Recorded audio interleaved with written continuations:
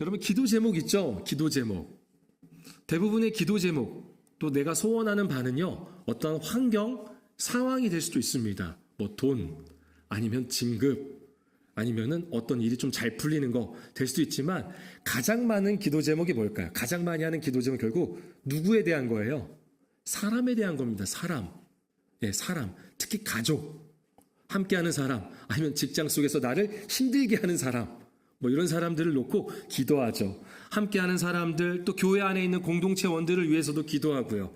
그렇게 우리가 누군가 변하기를 바라는 마음으로 기도합니다.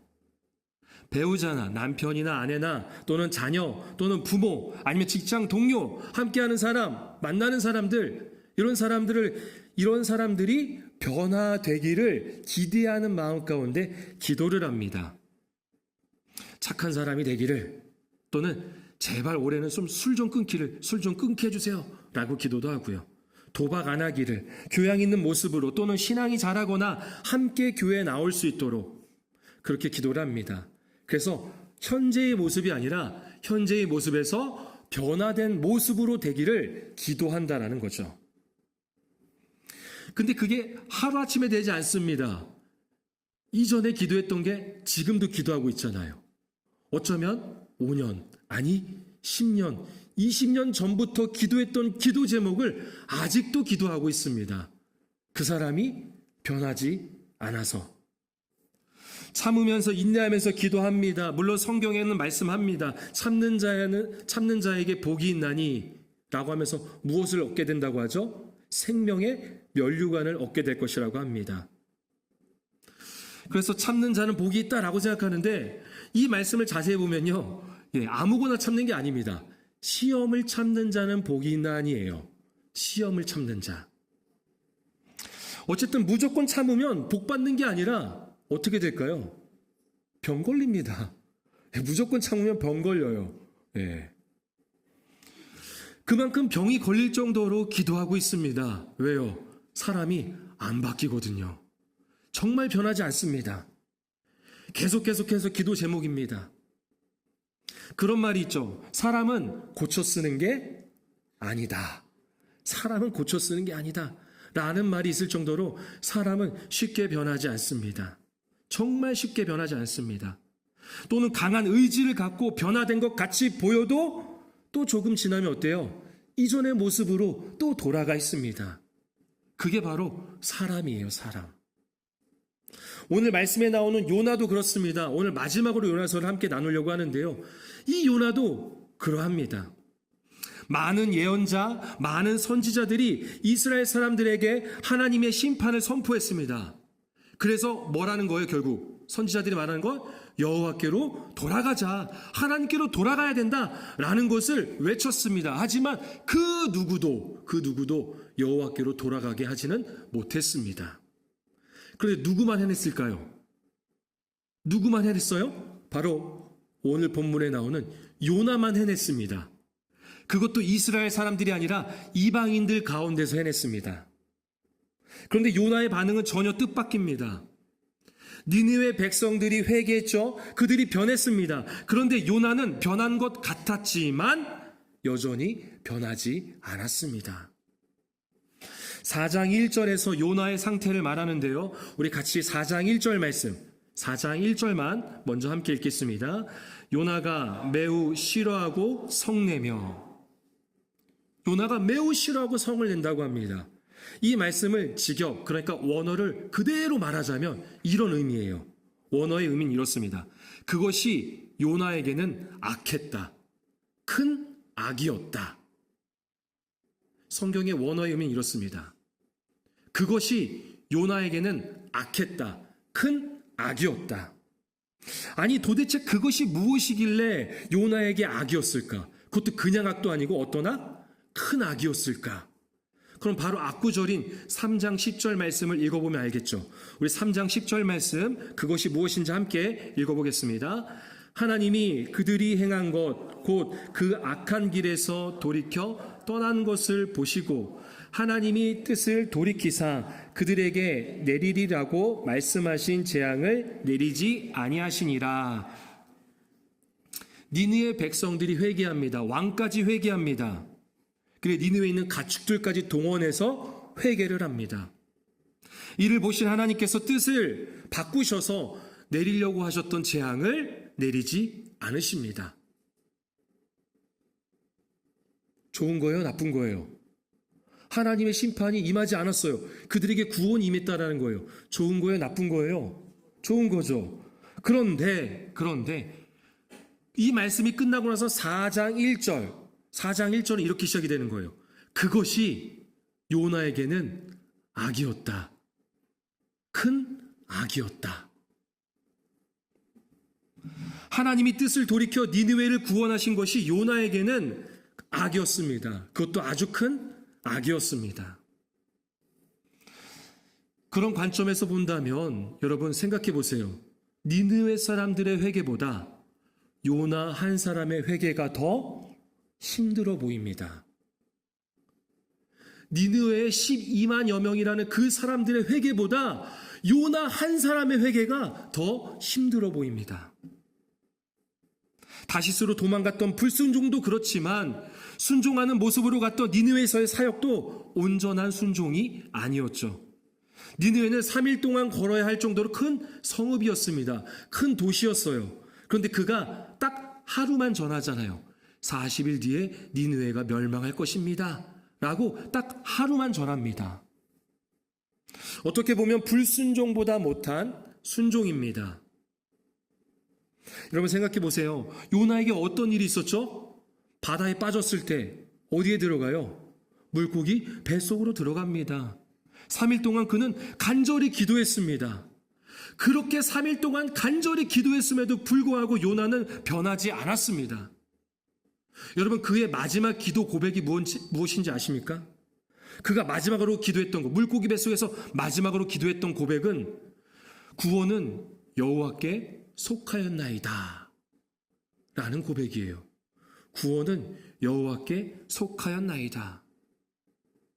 그런데 그 구원이 니느웨에게 임하자 그는 하나님의 결정을 악하다고 분노하고 있습니다. 물론 인간적인 마음으로 어느 정도 이해는 됩니다. 당시 아수르는 이스라엘을 억압하던 민족입니다. 우리로 말하자면 이전에 일본을 말하는 거겠죠. 그 아수르의 수도가 니느웨입니다. 그러니 얼마나 그 민족이 믿겠습니까? 심판받기를 간절히 소망했을 겁니다. 하지만 요나는 하나님이 어떤 분인지를 이미 알고 있었어요. 하나님이 어떤 분인지를 알고 있었다는 겁니다. 4장 2절에서 요나가 하나님이 어떤 분인지를 고백하는데 우리 4장 2절 말씀 같이 한번 읽겠습니다. 여호와께서 기도하여 고국에 있을 때 이러하겠다고 말씀하지 아니하였나이까. 그러므로 내가 빨리 다시스로 도망하였사오니 주께서는 은혜로우시며 자비로우시며 노하기를 더디하시며 인애가 크시사 뜻을 돌이켜 재앙을 내리지 아니하시는 하나님이신 줄을 내가 알았음이니이다. 아멘. 요나는 하나님의 결정을 악하다고 분노하면서 지금 이렇게 말하는 거예요. 내 이럴 줄 알았습니다, 하나님. 내가 그래서 다시스로 가려고 했던 건데 주님은 아무런 조건 없이 받을 자격이 없는 저 사람들에게 구원을 베푸시는 그런 은혜로운 분이잖아요 라고 화를 내는 거예요. 주님은 어머니가 아이를 사랑하듯이 그런 자비로운 분이잖아요.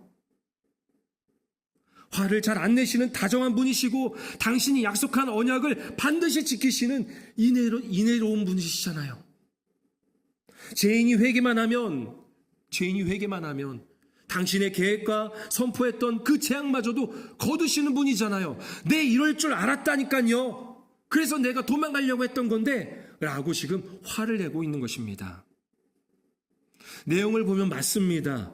우리 하나님은요 은혜로우시고요 자비로우시고 노하기를 더디하십니다. 인자하시고 죄인이 회개만 하면 언제든 구원을 허락하시는 분입니다. 믿으십니까? 그런데 중요한 건요, 이게 불공평하게 느껴질 때가 있다라는 겁니다. 불공평하게 느껴질 때가 있다라는 거예요. 그래서 그러지 않았으면, 하나님이 그렇게 안 하셨으면 좋겠다라고 마음속으로 생각할 때가 말할 때가 있다라는 겁니다. 우리도 그렇지 않습니까? 그래도 교회 나와서 예배하고 봉사하고 헌금도 정성껏 드리는 내가 예수 믿지 않는 사람들보다 잘 돼야 된다는 생각이 있어요, 없어요? 있잖아요. 예수도 안 믿고 정말 불법과 부독으로 가득한 그런 사람이 나보다 더 부유하고 자녀도 잘 되면 또 건강까지 하면 어때요?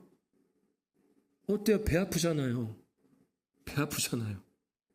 그래서 하나님 앞에 불공평하다고 느껴지잖아요. 밖에뿐만이 아닙니다. 교회 안에서도 마찬가지예요. 교회에서 나보다 예배도 덜 참석하고 봉사도 안 하고 헌금도 적게 내는 사람이 사업도 잘 되고 자녀들도 원하는 직장, 대학 다 들어가요. 그럼 어때요? 불공평하게 느껴집니다. 그 사람은 인기도 많고 사람들과 함께하는 게 너무나도 재밌어 보여요. 그러면 비교하는 내 모습이 너무나도 초라해 보여요. 그러면서 어때요? 시기하고 원망하며 이런 불공평에 대해 하나님을 원망하기도 합니다. 그럼 왜 그런 걸까요? 왜? 신앙생활을 1년 한 것도 아니고 예수를 믿은 지 30년, 40년, 50년, 어쩌면 60년까지 됐는데도 불구하고 왜 내 마음 가운데는, 나의 마음 가운데는 이 불공평이 남아있는 것일까요? 나보다 잘 되면 안 된다는 생각. 그래도 내가 얼마나 열심히 했는데, 노력했는데, 공로를 나타냈는데 그 마음이 왜 있는 것일까요? 사랑할 수 없기 때문입니다. 누군가를 사랑할 수 없기 때문에 그런 거예요. 세계적인 문호인 러시아 작가 도스토예프스키가 그의 작품 카라마조프가의 형제들에서 지옥에 대해서 이렇게 말합니다. 소설에서 지옥을 뭐라고 표현하냐면 이렇게 말합니다. 지옥이란 무엇인가? 나는 그것을 사랑할 수 없어서 오는 괴로움이라 생각한다. 지옥이 뭐라고요? 사랑할 수 없어서 오는 괴로움. 요나가 니느웨 백성을 구원한 하나님에 대해서 화가 난 것은 그에게 뭐가 없는 거예요? 사랑이 없는 거예요. 돈, 건강, 명예? 아니요. 사랑이 없는 거예요. 사랑. 그는 사랑이 없는 괴로움으로 그의 마음의 상태가 지옥인 것입니다. 내 기준에 옳지 않다고 여겼던 사람들을 사랑하지 않고 그 사람들이 잘 안 되기를 바라는 마음, 그 사람들이 멸망되기를 바라는 마음, 그 마음 자체가 뭐라고요? 지옥인 거예요. 지옥. 다시 말해서 하나님의 사랑이 없는 상태가 지옥인 것입니다. 죽어서만 가는 곳이 지옥이 아니라 이 땅에서도 지옥을 살아가고 있는 거예요. 여러분, 아무리 돈 많고 건강하고 설령 교회를 오래 다녔다 하더라도, 직분을 받았다 하더라도 누군가를 사랑할 수 없다면, 하나님의 사랑으로 대할 수 없다면 그 괴로움으로 인한 지옥을 살아가고 있는 것입니다. 지옥과 같은 마음에서 요나는 이렇게 말합니다. 우리 3절 말씀, 4장 3절 함께 읽겠습니다. 여호와여, 원하건대 이제 내 생명을 거두어 가소서. 사는 것보다 죽는 것이 내게 나음이다 하니. 자기 뜻대로 되지 않으니까 극단적인 표현까지 씁니다. 이거는 진짜 죽고 싶다는 게 아니라 죽을 만큼 하나님의 결정이, 그 니느웨 백성들이 구원받는, 심판을 면하게 된 그 하나님의 결정이 싫다는 거예요. 때론 자기 뜻대로 되지 않으면 자기 연민에 빠지는 사람들이 있습니다. 스스로를 불쌍히 여기며 상대적으로 타인이 잘 되었다고 느낌을 받게 하여서 도움을 얻으려고 하는 거죠. 난 맨날 안 되잖아. 난 불쌍하잖아. 그래도 너는 좀 잘 되잖아. 그러니까 나 좀 도와줘야 돼. 나 도움받아야 될 사람이야. 라고 하는 자기 연민에 빠질 때가 있다는 겁니다. 존 파이퍼 목사님은 말합니다. 자기 연민에 대해서 제가 그대로 읽어보겠습니다. 자기 연민은 나약하게 보이고 걱정과 근심이 가득 차 보이기 때문에 교만이라고 생각하지 않을 수 있지만 자기에게 집중한다는 의미에서 교만의 다른 양상이라 할 수 있다. 자기 자랑은 자신의 업적이 자신의 것으로 생각하기 때문에 칭찬받아 마땅하다고 생각한다. 자기 연민은 자기가 희생했기 때문에 칭찬받아 마땅하다고 생각한다. 한마디로 말하면 자기 연민도 교만입니다. 자기 연민도 교만인 거예요. 자신의 뜻이 하나님의 뜻이 되지 않아서 반대로 돼야 되잖아요. 하나님의 뜻이 나의 뜻이 돼야 되잖아요. 하나님의 뜻을 내 뜻으로 품어야 되잖아요. 근데 그게 아니라 내 뜻이 하나님의 뜻이 되지 않아서 그 뜻이 이루어지지 않게 되었을 때 늘 자신은 희생당했다고 생각하는 겁니다. 피해의식을 갖고 있는 거죠. 그래서 왜 칭찬하지 않는 거냐? 왜 나를 인정하지 않는 거냐? 왜 나를 존중하지 않는 거냐라는 거예요. 여러분, 하나님만 알아주시면 되잖아요. 우리 그렇게 기도하고 그렇게 고백하지 않습니까? 그렇게 찬양도 하잖아요. 하나님만 알아주시면 됩니다. 하나님만 인정하시면 됩니다. 아니, 인정하지 않더라도 나를 통해서 하나님의 뜻이 이루어진다면 난 그걸로 만족하고 감사합니다 라고 고백하지만 여전히 우리의 이면에는 자기 연민을 통한 그런 교만이 나타난다는 겁니다. 요나는 변하지 않았습니다. 여전히 교만합니다. 자기 연민에 빠진 자기 의로 가득 찬 교만한 선지자. 그렇게 누군가를 사랑하지 못해서 지옥을 살아가고 있는 선지자가 바로 요나입니다. 선지자로서 자격을 박탈하고 심판받아 마땅한 자입니다. 이에 대해 하나님은 어떻게 반응하는지 우리 4절 말씀, 4절 함께 읽겠습니다. 여호와께서 이르시되 내가 성나는 것이 옳으냐 하시니라. 야, 네가 화내는 게 옳으냐? 라고 비꼬아서 얘기하는 게 아니에요. 이거는 수사학적이라고 말합니다. 수사학적으로 말씀하신다고 하는데, 수사학이라는 거 쉽게 말하면 설득하는 거예요. 어린아이를 설득하듯이 친절하게, 다정하게, 부드럽게 설득하시는 거예요. 그러니까 이렇게 말할 수 있겠죠. 야, 요나야, 네가 화내는 게 옳으냐? 그거 아니야. 화내면 안 돼. 잘 생각해봐. 너 화내는 거 그거 잘못된 거야. 라고 하나님이 지금 요나를 설득하시는 겁니다. 근데 이 설득에 요나는 대답하지 않습니다. 여전히 요나는 니느웨 백성이 망하기를 기대하고 있습니다. 아마 이렇게 생각했겠죠. 분명 저 사람들 안 변했을 거야. 사람은 쉽게 변하지 않아. 그래서 분명히 겉으로는 회개했지만 조금 있다가 분명히 또 하나님 앞에 죄를 범할 거야. 그럼 하나님이 저들을 심판하시겠지 라는 기대감으로 성읍 동쪽에 초막을 짓고 니느웨 성이 원래대로 재앙이 임하기를 원하는 마음속에서 초막을 짓고 거기서 지켜보고 있었습니다. 성 밖에서 이제 지켜보는 거예요. 이렇게. 이때도 하나님은 선지자로서 자격 없는 요나를 책망하거나 심판하시는 것이 아니라 오히려 깨달음을 주시기 위해서 박넝쿨을 예비하십니다. 박넝쿨. 그래서 그의 머리 위에 그늘이 지게 했어요.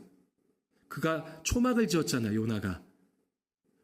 햇빛이 너무 뜨거우니까 초막을 짓고 있는데 거기서 하나님께서 박넝쿨을 만드셔가지고 예비하셔가지고 시원하게 했습니다. 그늘이 지게. 그랬더니 6절 마지막에 이렇게 표현하고 있습니다. 요나가 박넝쿨로 말미암아 크게 기뻐하였더니 뭐 했다고요? 크게 기뻐하였다고 합니다. 요나가 기뻐했다는 표현이 처음이자 마지막으로 등장합니다. 뭐 때문에 기뻐하는 거예요? 박넝쿨 때문에. 그리고 이어서 7절에 보니까 하나님께서 또 예비를 하시는데 벌레를 예비하셨어요. 벌레. 그리고 그 벌레가 박넝쿨을 갉아먹게 하십니다. 그리고 뜨거운 동풍을 예비하십니다. 자, 이제 해가 뜹니다. 요나의 머리에 해가 쪼이자 요나는 혼미해지면서 또 자기 연민에 빠집니다. 사는 것보다 죽는 것이 내게 나으니이다. 이때 하나님이 말씀하시죠. 너가 이 박넝쿨로 말미암아 성내는 것이 옳으냐? 야, 너 박넝쿨 이것 때문에 네가 화내는 게 정말 옳아? 그거 아니잖아 라고 하는 거예요.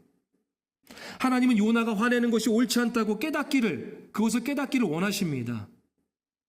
정말 그의 고백처럼 하나님은 은혜로우시며 자비로우시고 노하기를 더디하시고 은혜가 크시며 심판보다 구원을 허락하시는 그런 분이십니다. 하나님은 요나가 선지자로서 변화되기를 원하십니다. 하나님의 마음을 깨닫고 다시 선지자로서 그 사명을 감당하기를 원하십니다. 요나는 이렇게 대답합니다. 내가 성내어 죽기까지 할지라도 오르니이다. 내가 성내어 죽기까지 할지라도 오르니이다. 끝까지, 아주 변하지 않는 그 모습으로 끝까지 고집을 피웁니다. 하나님의 뜻보다 자기의 뜻이 이루어지기를, 하나님의 마음보다 자기의 생각이 더 중요합니다. 여러분 생각해 보세요. 요나서에는 하나님께서 예비하신 것이 4가지가 있습니다. 하나님이 예비했다라고 표현하면서 4가지가 나와요. 첫 번째는 1장에 나오는데 우리 지난주에 나눴던 부분입니다.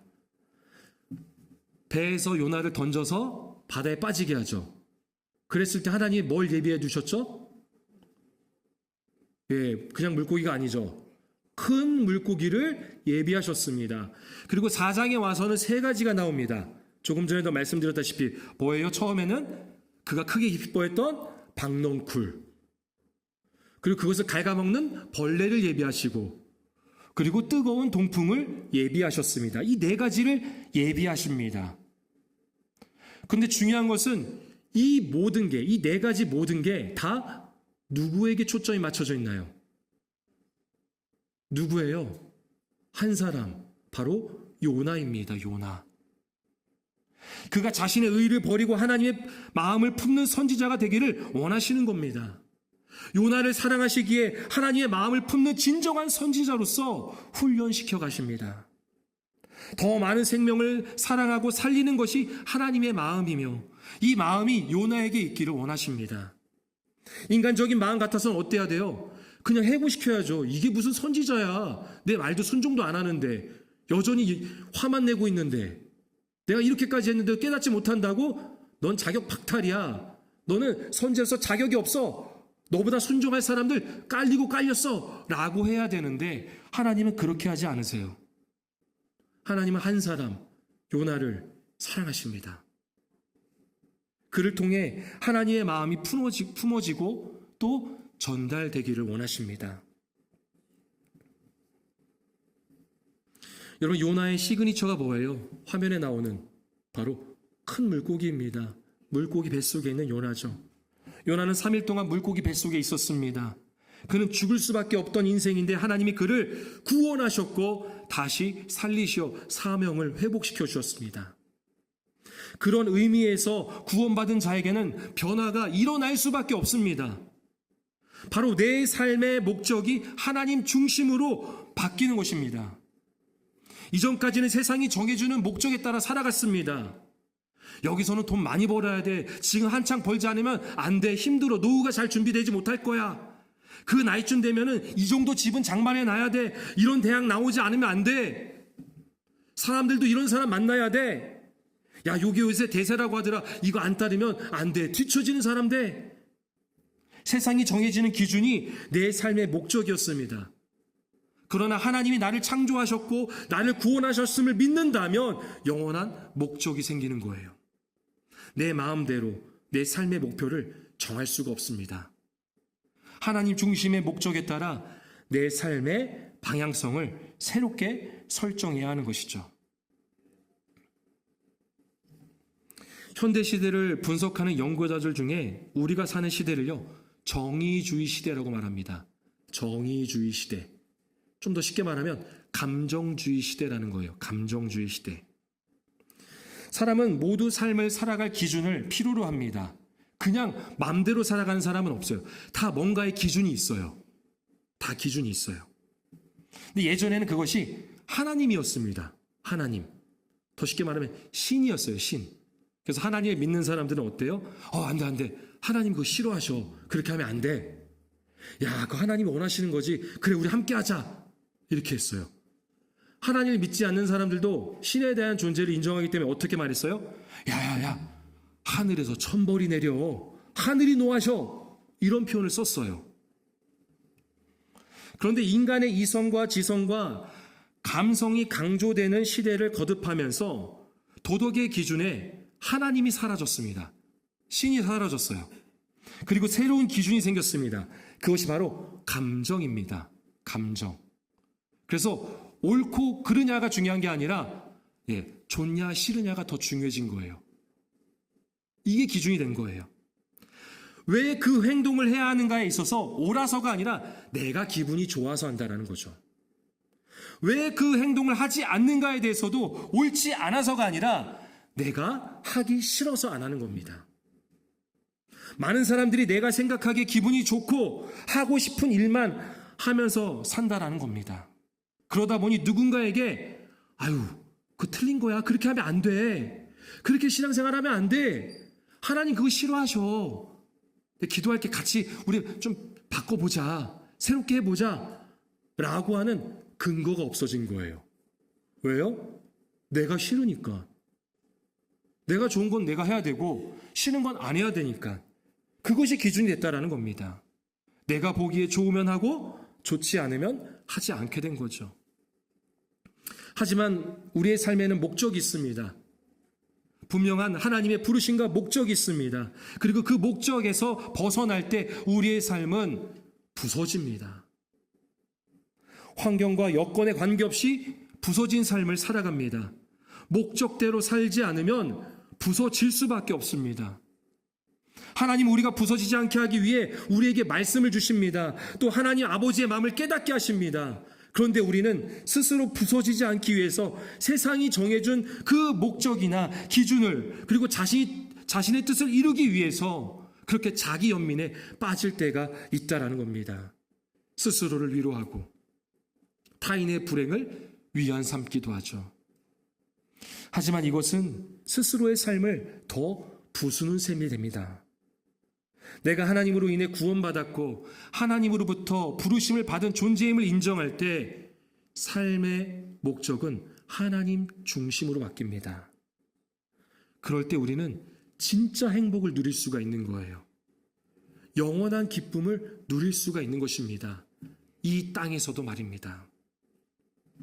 말씀을 정리합니다. 요나의 삶은 부서졌습니다. 부서지고 부서졌습니다. 완전히 부서졌습니다. 정말 사람 쉽게 변하지 않습니다. 큰 물고기를 예비하셔서 그의 생명을 살리시고 박넝쿨과 벌레와 뜨거운 동풍을 예비하셔서 하나님 아버지의 마음을 깨닫기를 원했지만 여전히 자기 의로 가득 차 하나님의 뜻을 받아들이지 않고 하나님의 마음을 품지 못했던 자입니다. 자격 없는 선지자입니다. 그러면서 요나서는 하나님의 물음으로 끝납니다. 내가 어찌 아끼지 아니하겠느냐. 하지만 우리는 알 수 있습니다.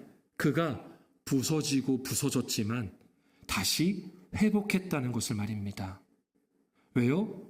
하나님이 그를 사랑하시기 때문에 끝까지 놓지 않으십니다. 그러기에 요나서가 지금 우리가 볼 수 있는 거겠죠. 요나서가 남아서 우리가 볼 수 있는 거 아닙니까? 그는 아마 이렇게 대답했을 겁니다. 하나님이 내가 어찌 아끼지 아니하겠나는 이 물음 앞에 그는 이렇게 대답을 하는 거죠. 내 주님, 저처럼 부서진 자들에게 아버지의 마음을, 그 사랑을 전하겠습니다. 하나님은 은혜로우시며 자비로우시며 화를 참으시며 다정하시고 인자하시며 죄인이 회개하여 구원받는 것을 가장 기뻐하시는 분이라는 것을 내가 깨달았으니 하나님 중심대로 그 목적대로 살아가겠습니다. 라고 결단하고 다시 그 사명을 감당했으리라 믿습니다. 우리의 삶도 마찬가지겠죠. 부서진 우리의 삶의 모습들 하나님 앞에 내어드리고 하나님의 마음을 품고 그 사랑을 전하여 모두가 구원받는 귀한 역사가 우리의 삶 가운데 나타나기를 소망합니다.